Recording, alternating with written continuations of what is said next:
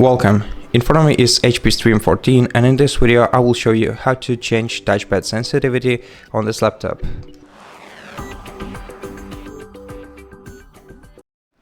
First, open the Start menu and go to Settings. Then go to Bluetooth and Devices section right here. Find Touchpad and open this menu.